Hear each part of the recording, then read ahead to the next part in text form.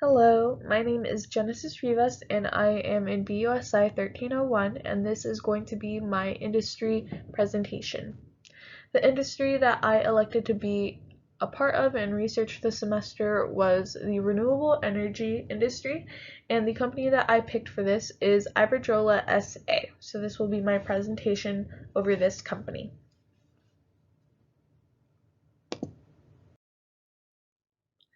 Iberdrola SA is a global energy leader. They specialize in renewable energy and most specifically wind energy. They are actually the #1 producer of wind power within the renewable energy industry, and they contain the world's largest electricity markets. Early mergers in Spain are really what set up Iberdrola as a company. They had two companies in the early 1900s, and then they merged together in the early 1990s to form Iberdrola, and then following that, within the next decade, in the early 2000s, they actually acquired another energy company in Europe, which was in Germany, and they also acquired another division, another energy company within the US.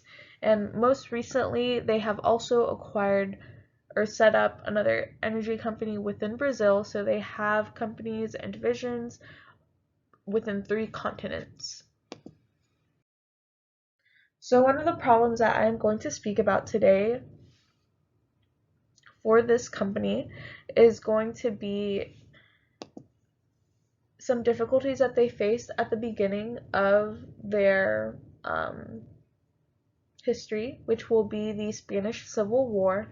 During this time, they had to halt different development within the company due to the fighting that was happening internally in their country. So they were unable to continue moving forward with things until everything calmed down.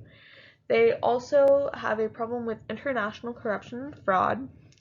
About a decade ago, they had attempted to buy out another energy company, and they were being investigated, and they found that they had about 5 cases of corruption and fraud and possibly more.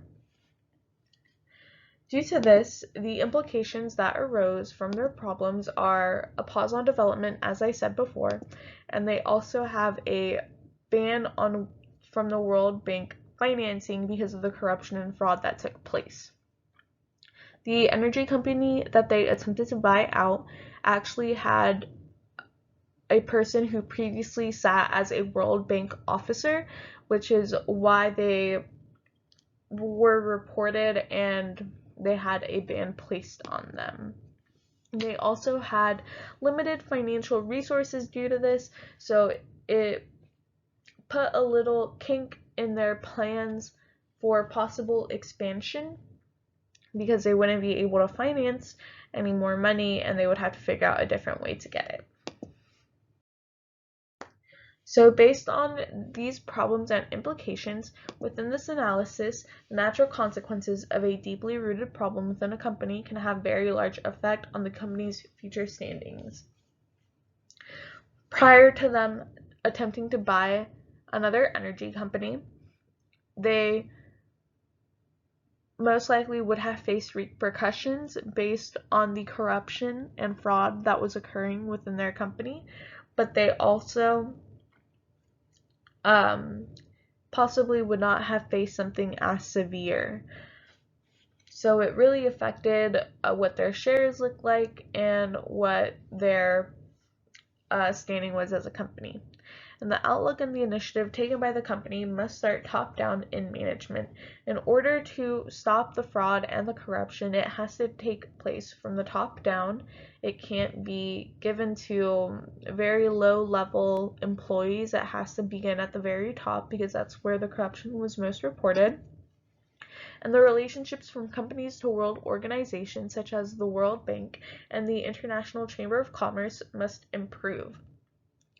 To have people in relationships view you as a bad company is extremely bad and it can reflect very poorly on a company, so those relationships must improve in order to regain their standing and reputation. There's a big opportunity for growth in this sector, and Iberdrola is in a position to benefit from this.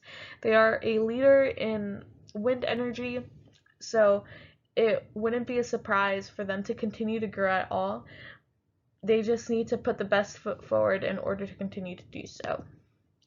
And further international expansion is expected, but will be undeniably more difficult because of the year that they lost with that ban, and possibly with anything else regarding their financial status. And for my conclusion, Iberdrola will continue to expand internationally. They already have divisions in 3 continents, so continuing to grow should be an expectation in the coming years. Not only is their company growing, but their industry as well. As renewable energy continues to grow and gain traction, their shares are bound to rise as well as their assets. Thank you for listening to my presentation.